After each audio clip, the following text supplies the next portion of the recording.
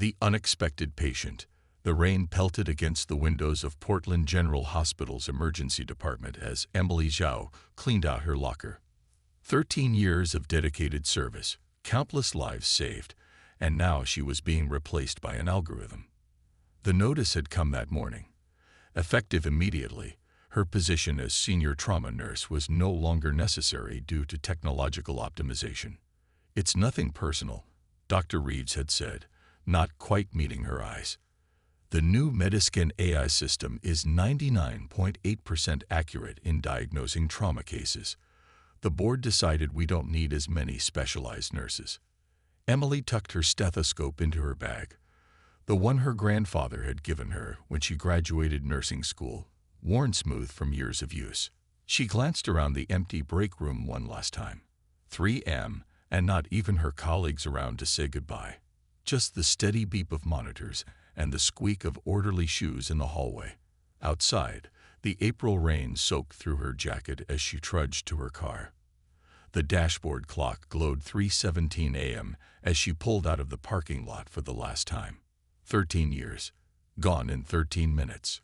Her small house sat isolated on 5 acres of woodland at the edge of town, a fortunate inheritance from her grandfather, the only place she could afford on a nurse's salary. Tonight, the isolation felt oppressive rather than peaceful.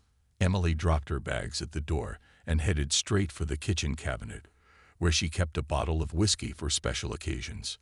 "Well," she said to the empty room, pouring 2 fingers into a glass, "I guess unemployment counts as special." She carried her drink to the back porch, listening to the rain drum against the roof. The trees surrounding her property were shrouded in darkness, their familiar outlines barely visible against the night sky.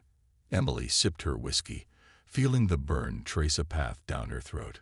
What now? At 42, starting over seemed impossible, especially when hospitals everywhere were implementing the same AI systems.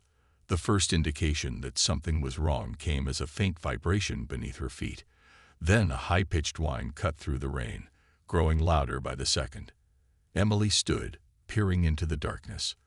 A blinding light flashed across the sky, too fast and too bright to be lightning. The impact shook the house. Glass rattled in windows.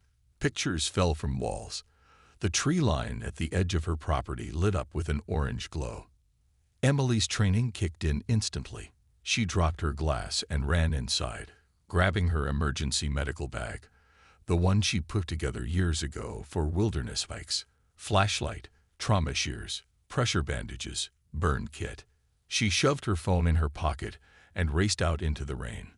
The crash site wasn't hard to find. A swath of trees had been flattened, and something large and metallic gleamed in the clearing, steam rising where raindrops hit scorched metal. Emily approached cautiously, flashlight beam bouncing off an object that looked nothing like any aircraft she'd ever seen. It was sleek, roughly triangular, with no visible windows or doors. The exterior seemed to shimmer with a material that wasn't quite metal and wasn't quite glass. One side had been ripped open, revealing a glowing interior. "Hello," Emily called out. "Is anyone hurt? I'm a nurse." A low, rumbling groan answered her. Emily hesitated only briefly before climbing through the torn hull. The interior was surprisingly spacious, filled with equipment she couldn't begin to identify. And there, lying amid the wreckage, was something she could only describe as a dragon. Not a dragon like in fairy tales exactly, but a massive reptilian creature, easily 12 feet long from snout to tail. Its scales shimmered iridescent blue and green, even in the dim light. Wings, actual wings, lay crumpled beneath it, and a viscous violet fluid leaked from multiple wounds. The creature's eyes snapped open. They were startlingly intelligent, vertical slits surrounded by golden irises. It made a sound, part growl, part speech, and Emily realized with shock that it was trying to communicate. "I don't understand," she said, taking a cautious step forward. "But I can see you're hurt. I'm a medical professional. I want to help." The creature regarded her with those unsettling golden eyes, then made a series of clicks and whistles.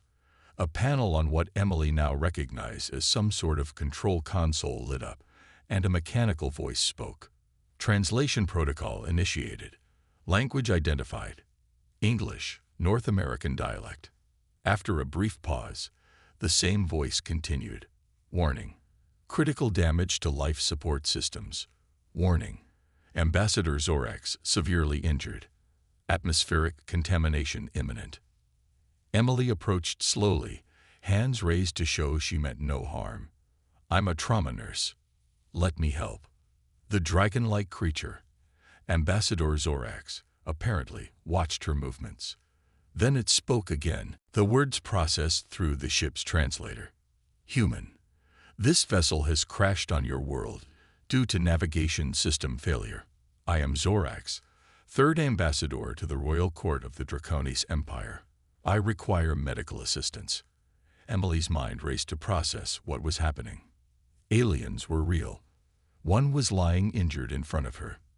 And somehow, against all odds, her medical training might still be relevant. I'll do what I can, she said, approaching with newfound determination. But your physiology is completely unfamiliar to me. You'll need to guide me. The ambassador nodded, a surprisingly human gesture. Our species are not entirely dissimilar. The translator can assist with anatomical terms. Emily set down her medical bag and pulled on gloves. First, I need to stop this bleeding. For the next 3 hours, Emily worked feverishly to save the alien ambassador. His anatomy was both familiar and utterly foreign. A cardiovascular system that used copper-based blood instead of iron, respiratory organs that processed nitrogen rather than oxygen, a skeletal structure reinforced with a material harder than carbon fiber. The ship's translator became her unlikely assistant, converting her questions into the ambassador's language and his instructions back to English. She improvised solutions for problems she'd never encountered in medical school, using superglue to seal wounds in leathery skin, fashioning splints for bones that could bend in multiple directions, administering fluids through ports and scales rather than veins. Dawn was breaking when Emily finally stepped back, exhausted and soaked with both rain and violet blood. The ambassador's breathing had stabilized, his wounds sealed and bandaged with a combination of her supplies and materials from the ship's own medical kit. I've done what I can, she said, wiping sweat from her forehead. But you need proper care from someone who understands your physiology. The ambassador's eyes, which had maintained a laser focus on her throughout the procedure, now blinked slowly. You have exceeded expectations, human. The Draconis Empire owes you a debt. Emily, she corrected automatically. My name is Emily Zhao. Emily Zhao, the ambassador repeated, the translator giving his words a peculiar inflection. I have sent a distress signal to my homeworld. Recovery ships will arrive within your planet's rotation. You mean more of your people are coming? Here? Emily's mind raced with implications. Indeed, the royal fleet will dispatch recovery vessels immediately upon receiving my signal. The ambassador shifted slightly, wincing. They will be surprised to find me alive. Your intervention was most unexpected. Emily gathered her supplies, mind struggling to process everything. I should contact our authorities. Your arrival will cause, well, quite a stir. No. The word came sharply, followed by a series of urgent clicks the translator didn't process.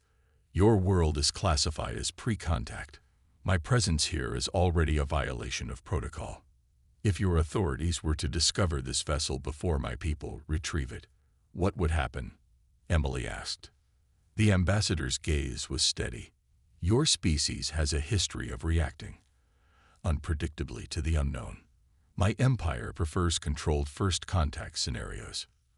Emily considered this. Her hand hovered over her phone. The right thing to do would be to call someone. The police, the military, someone with authority. But who would believe her? And if they did, what would they do to the injured alien? How long until your people arrive? Approximately 20 of your hours. Emily made her decision. Then I'll stay with you until they come.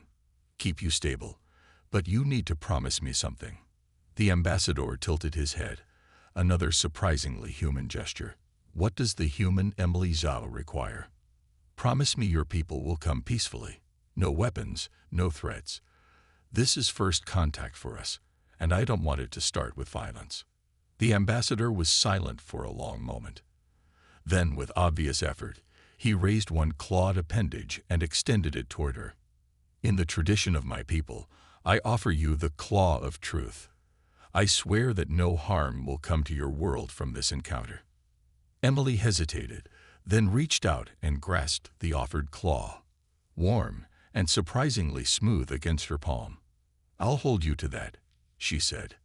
As the sun rose over the crash site, Emily Zhao, unemployed trauma nurse as of 3 hours ago, sat beside an alien ambassador, monitoring his vital signs and waiting for starships to arrive from across the galaxy. Somehow, being replaced by an AI system no longer seemed like the most significant event of her day. The ambassador's eyes had closed, his breathing settling into what Emily hoped was a healing rhythm. She checked her watch. 19 hours to go until his people arrived. 19 hours until everything changed, for her, and possibly for all of first contact. Emily awoke with a start, momentarily disoriented by the metallic walls and pulsing lights surrounding her. The events of the previous night came rushing back. The crash, the alien ambassador, the promise of rescue ships. She checked her watch. 5:47 p.m. She'd been asleep for nearly 6 hours, exhaustion finally claiming her after the adrenaline wore off. Ambassador Zorax lay in what Emily had come to understand was a healing trance, his massive reptilian body eerily still except for the occasional flutter of membrane beneath his eyelids. The makeshift bandages she'd applied were holding, and the violent bleeding had stopped. A soft ping from the ship's console drew her attention. She approached cautiously, watching as symbols flashed across screens in patterns she couldn't begin to decipher. Recovery fleet has crossed your system's outer boundary, the translation system announced.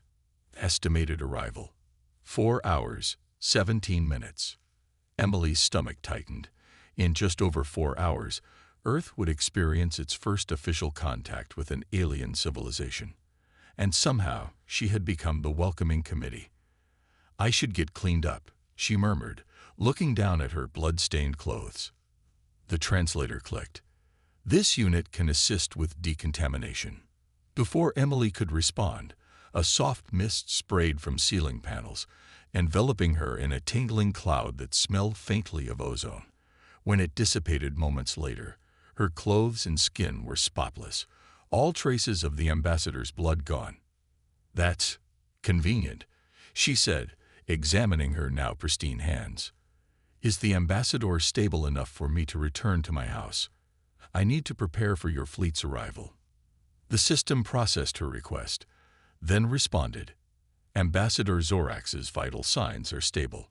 Recovery mode is operating at optimal parameters. Your presence is not required for continued functioning. Emily nodded, gathering her medical bag. I'll be back before they arrive. Outside, the rain had stopped, leaving the forest air clean and sharp. The crashed ship had left a significant gash in the tree line, but remarkably, no smoke or fire was visible. Whatever propulsion system it used apparently didn't rely on combustible fuels. At her house, Emily showered quickly, changed into clean clothes, and forced herself to eat something. Her mind raced with questions and scenarios. Should she alert authorities?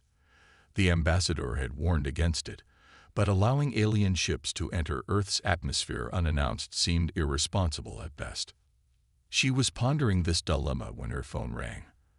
The caller ID showed Portland General Hospital. Emily Zhao speaking, she answered, trying to keep her voice steady. Emily, it's Dr. Reeves. He sounded agitated. Are you watching the news? No, I've been busy. Turn it on now. Channel 8. He didn't wait for her response before hanging up. Emily found the remote and switched on her rarely used television. The screen filled with an aerial shot of Earth from what seemed to be a high-altitude aircraft or satellite. And there, hanging in the blackness of space just beyond Earth's atmosphere, were 4 massive ships. They were beautiful in an alien way, gleaming structures that seemed to be constructed of the same shimmering material as the ambassador's crashed vessel, but on an exponentially larger scale.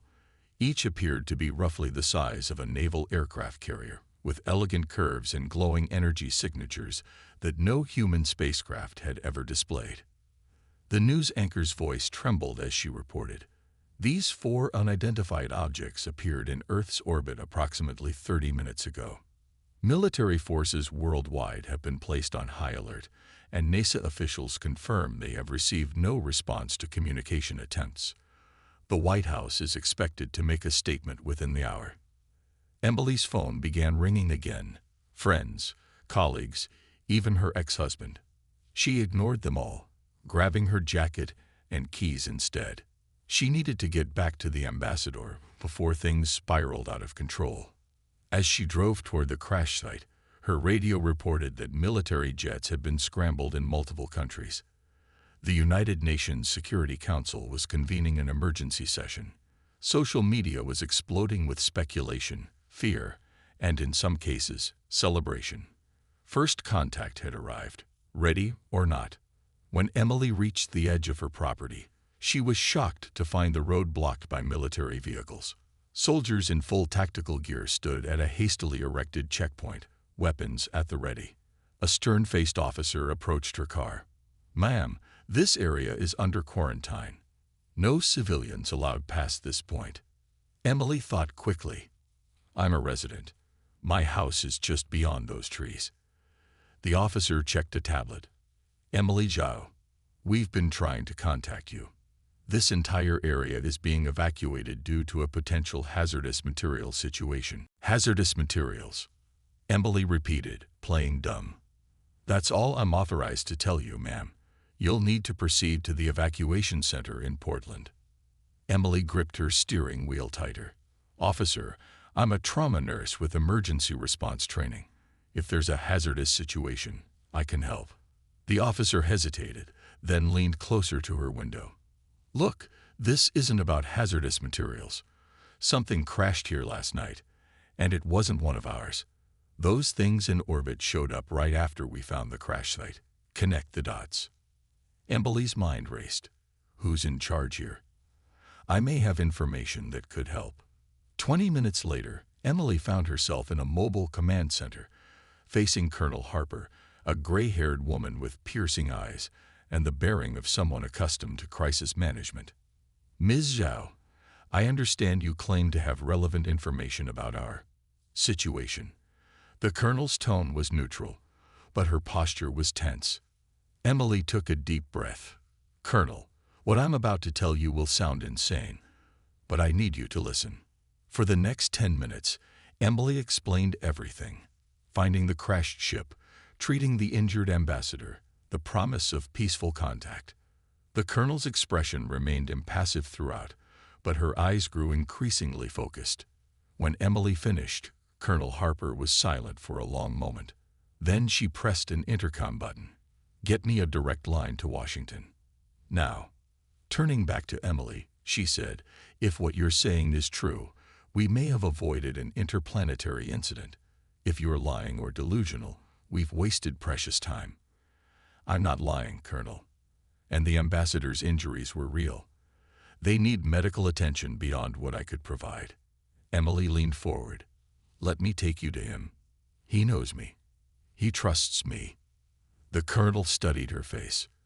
"You understand that if this goes wrong, you could be charged with treason. And if it goes right, we make history instead of war," Emily countered. After what seemed like an eternity, the colonel nodded. 4-person team, full protective gear. Ms. Zhao leads, but at the first sign of hostile intent, we retreat and implement containment protocols. Within minutes, Emily was leading Colonel Harper and 3 heavily armed soldiers through the woods toward the crash site. The ship looked different in daylight, smaller somehow, its sleek lines partially obscured by fallen trees and disturbed earth. "That's not what I expected," the colonel murmured as they approached. Wait until you see what's inside, Emily replied, ducking through the tear in the hull. Ambassador Zorax was awake, his massive form now upright, golden eyes alert. When he saw Emily enter with armed humans, he tensed visibly. Emily Zhao, the translator processed his clicks and whistles. You have brought others despite my warning. They're not here to harm you, Emily said quickly. This is Colonel Harper of the United States military. Your rescue fleet has entered Earth's orbit, and our world's governments are on high alert. We need to establish communication before someone makes a mistake. The ambassador's gaze shifted to the colonel, who, to her credit, maintained her composure despite facing a 12-foot alien reptile. Ambassador Zorax, the colonel said formally, on behalf of the United States government, I extend greetings and an offer of diplomatic relations. The ambassador was silent for a moment, then responded, Your species continues to surprise, Colonel Harper. Most pre-contact civilizations respond with immediate hostility. We're trying to evolve past that, the colonel replied dryly. But I need your help. Your ships have triggered global panic. We need to establish communications and intentions before trigger-happy generals start making bad decisions. The ambassador nodded, another of those disconcertingly human gestures. My recovery fleet awaits my signal to approach. They will not act without authorization. Can you contact them now? Emily asked. Tell them what's happened. I can. The ambassador moved toward the console, movement still stiff from his injuries. He pressed a sequence of controls, and a holographic display appeared in the center of the cabin. A face materialized in the projection. Another reptilian being, this one with darker scales and elaborate decorations around its head crest. A rapid exchange of clicks and whistles followed, none of which the translator processed. Emily and the colonel exchanged glances, aware they were witnessing a conversation that could determine Earth's fate. Finally, the ambassador turned back to them. Fleet Commander Zorax has agreed to maintain position and take no action until formal contact protocols can be established. He requests permission to send a small medical shuttle to retrieve me. Colonel Harper raised an eyebrow. That's reasonable, but I'll need authorization from my superiors. Of course, the ambassador replied. However, I must caution that my injuries, while stabilized by Emily Zhao's impressive intervention, require specialized treatment available only on our vessels. The colonel nodded, stepping outside to make a secure call. When she returned moments later, her expression was grim. We have a situation. The Chinese and Russian militaries have launched interceptor aircraft toward your fleet's position. They're demanding the vessels leave Earth orbit immediately or face consequences. The ambassador's scales rippled with what Emily interpreted as concern. Such action would be unwise. Our vessels are not armed for combat, but their defensive capabilities would interpret approaching military craft as threats. Can you tell your fleet to stand down if approached? Emily asked urgently. I can, but Commander Zorax will require assurances that this isn't a coordinated attack. Colonel Harper was already on her radio, relaying urgent messages to command. We're trying to establish a direct link to the UN Security Council, but it's going to take time we may not have. Emily looked between the military officer and the alien ambassador, suddenly struck by the absurdity of her position. 24 hours ago, she was a nurse being replaced by an AI. Now she was standing at the fulcrum of first contact, possibly moments away from interstellar conflict. What about a broadcast? She suggested suddenly. If the ambassador could address Earth directly, show peaceful intentions, that would be unprecedented, the colonel said, considering. But these are unprecedented times. The ambassador tilted his head. My translator can process your global communication frequencies, but who would believe an alien transmission? They would if I introduced you, Emily said quietly, a human face alongside yours. Colonel, can you make that happen? Colonel Harper studied her for a long moment, then nodded sharply. I can get us satellite uplink capacity. The rest will depend on how convincing you both can be. An hour later, Emily found herself sitting beside Ambassador Zorax in front of a hastily assembled broadcast setup. Colonel Harper counted down with her fingers. 3, 2, 1. People of Earth, Emily began, her voice steadier than she felt. My name is Emily Zhao. I'm a trauma nurse from Portland, Oregon. Last night, I encountered a visitor from another world, an ambassador whose ship crashed near my home. I provided medical assistance, and now his people have come to bring him home. They mean us no harm. She gestured to the ambassador, who inclined his head toward the camera. Greetings, humans. The translator conveyed his words in multiple languages simultaneously, a technical feat the military technicians couldn't explain. I am Zorax, third ambassador to the royal court of the Draconis Empire. My presence on your world was unintended, but the compassion shown by Emily Zhao has opened an unexpected doorway between our civilizations. As the broadcast continued, Emily watched the technicians' faces transform from skepticism to wonder. One showed her a tablet displaying social media reactions, disbelief giving way to awe as the reality of first contact dawned on humanity. Meanwhile, in high orbit above Earth, 4 massive starships waited patiently, their lights glimmering against the blackness of space, harbingers of a future that had arrived suddenly and irrevocably, catalyzed by the simple act of a nurse doing what she'd always done, healing the injured, regardless of who or what they might be. A new beginning.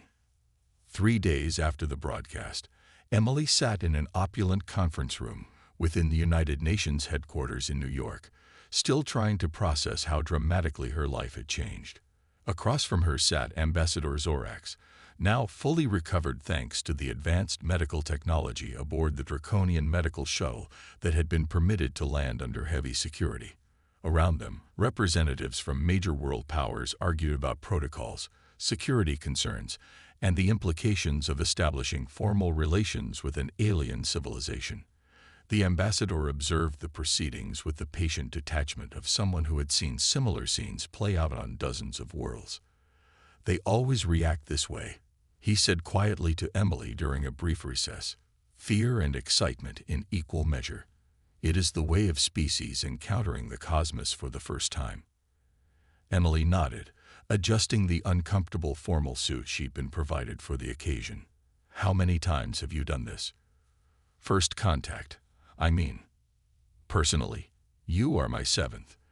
The Empire has made contact with over 300 civilizations across 12 galaxies. The scale of it made Emily's head spin. Her world, her entire concept of reality, had expanded beyond recognition in less than a week. UN Secretary General Okafor approached their table, her expression carefully diplomatic. An official delegation within one of your Earth months. And in the meantime? Emily asked. Secretary General Okafor smiled thinly. In the meantime, Ms. Zhao, you have become rather valuable to multiple governments. Your unique position as the ambassador's rescuer and our first point of contact has made you something of a diplomatic asset. Emily frowned. I'm a nurse, not a diplomat. You're both now. The ambassador interjected, his translator giving the words an almost amused inflection. The Empire recognizes your role in this historic junction. Where I come from, such an act would elevate one to noble status. Secretary General Okafor nodded. Which brings me to our proposal. We would like you, Ms. Zhao, to serve as Earth's liaison to the Draconis delegation. You would receive diplomatic training, security clearance, and appropriate compensation. Emily blinked, momentarily speechless. 3 days ago, I was unemployed. Now you want me to represent humanity to an alien civilization. Sometimes fate has a strange sense of humor. The ambassador observed. Before Emily could respond, a commotion erupted near the conference room doors. Dr. Reeves, her former supervisor from Portland General, was arguing with security personnel. I need to speak with Emily Zhao immediately. He insisted. It's a matter of planetary health security. Emily signaled to the guards to let him through. Dr. Reeves rushed to their table, face flushed with excitement or anxiety. possibly both. Emily, he said breathlessly, the hospital board sent me. We've been analyzing the preliminary data released about draconian medical technology, and he stopped abruptly, seeming to notice Ambassador Zorax for the first time. Despite days of media coverage, the reality of a 12-foot reptilian alien was apparently still shocking in person. The ambassador blinked slowly. Continue, human doctor. Your medical concerns interest me. Dr. Reeves swallowed visibly. Your cellular regeneration technology. The preliminary specs suggest applications that could revolutionize human medicine. Trauma care, organ replacement, even neural regeneration. This is accurate, the ambassador confirmed. We, that is, the medical community, we're hoping to propose a specific exchange focused on medical technology. Dr. Reeves turned to Emily. And we want you to lead it. You understand both human medicine and have first-hand experience with draconian physiology. Emily looked between her former boss, the UN Secretary General, and the alien ambassador. Three paths diverging before her: diplomat, medical liaison, or perhaps something entirely new. The ambassador seemed to sense her uncertainty. Emily Zhao, there is a third possibility I would present. He turned to address the entire room. The Draconis Empire would like to establish a medical exchange program with Earth. We propose a facility where our medical knowledge can be adapted to human physiology, with appropriate safeguards and knowledge transfer protocols. Secretary General Okafor looked intrigued. Where would this facility be located? On neutral ground, the ambassador replied. Perhaps on the property where my ship first crashed. A place where Emily Zhao could oversee the integration of our medical sciences without political interference. Dr. Reeves was practically vibrating with excitement. Do you understand what this means? Their regenerative medicine could eliminate transplant waiting lists overnight. Their diagnostic systems make our eye look like primitive calculators. Emily raised a hand to slow the conversation. This is all happening very fast. I'm still adjusting to everything. The ambassador's golden eyes fixed on her. The universe rarely waits for comfortable adjustment periods. Emily Zhao. Sometimes opportunities arise suddenly, requiring immediate action. Like finding an injured alien in your backyard, Emily said with a faint smile. Precisely. If I may, Secretary General Okafor interjected. This proposal could serve multiple interests. A medical exchange program would provide tangible benefits to humanity while establishing peaceful relations with the Draconis Empire. Ms. Zhao would serve as both medical director and diplomatic liaison. Emily took a deep breath, thinking of all the patients she treated over her career. All the lives she couldn't save because human medicine simply wasn't advanced enough. All the trauma victims who might have walked away whole if she'd had access to the technology she glimpsed aboard the ambassador's shuttle. I'll do it, she said finally. But I have conditions. The room fell silent, all eyes on her. First, this exchange must benefit all of humanity, not just wealthy nations or individuals. Whatever medical advances come from this collaboration need to be distributed equitably. She looked pointedly at the Secretary General, who nodded reluctantly. Second, I want a team I choose myself. Doctors, nurses, and researchers selected for their skills, not their political connections. Dr. Reeves looked somewhat crestfallen at this, likely anticipating his hospital board would lose direct control of the process. And third, Emily continued, turning to the ambassador, I want to learn. Not just about your medicine, but about your culture, your history, your biology. If I'm going to bridge our worlds, I need to understand both sides. The ambassador's scales rippled in what Emily had come to recognize as their equivalent of a smile. These terms are acceptable to the Empire. In fact, they align with our own protocols for cultural exchange. Within weeks, construction began on what the media dubbed the Interstellar Medical Research Center on Emily's property. The crashed ship was removed, but in its place rose a facility unlike anything Earth had seen before.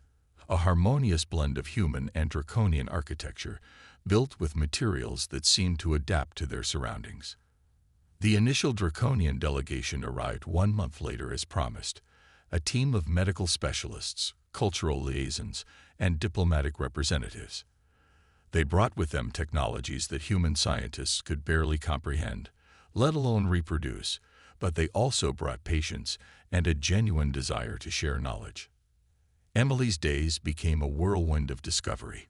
Each morning brought new breakthroughs, new challenges, and new understanding. She assembled her team carefully, brilliant minds who approached the exchange with humility and wonder rather than fear or greed. Dr. Katsumi Tanaka, a regenerative medicine specialist from Tokyo. Dr. Kwame Osai, a neurologist from Ghana whose theories on brain plasticity had been dismissed as too radical by his peers.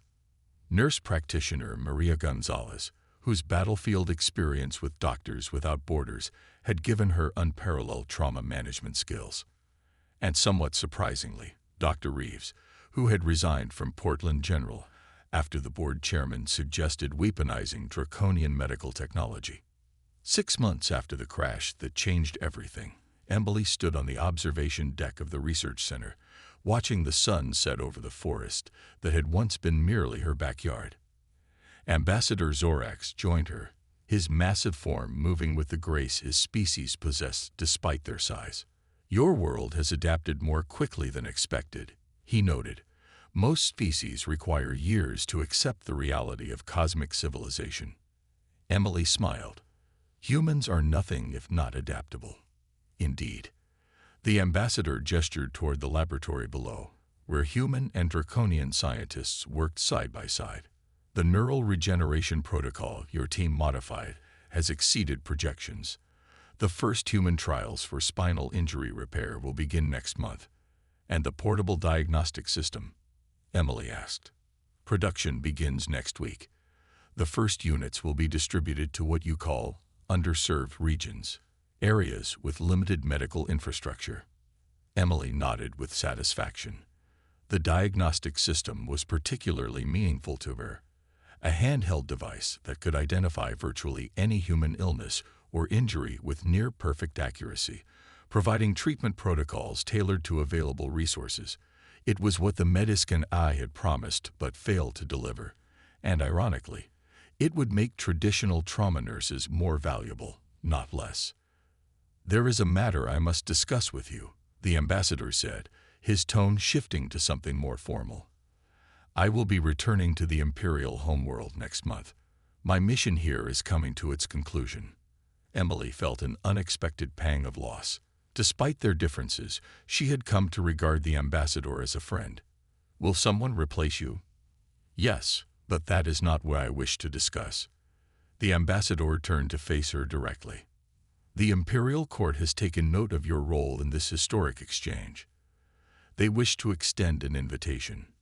"What kind of invitation?" "To visit our homeworld as an official representative of Earth. You would be the first human to travel beyond your solar system." Emily's breath caught. I don't know what to say." "It is a significant journey," the ambassador acknowledged. "Approximately 6 of your months in transit, though you would experience it as mere weeks due to temporal field technology." 6 months, Emily repeated, thinking of all that could happen at the research center during her absence. As if reading her thoughts, the ambassador continued, "Your team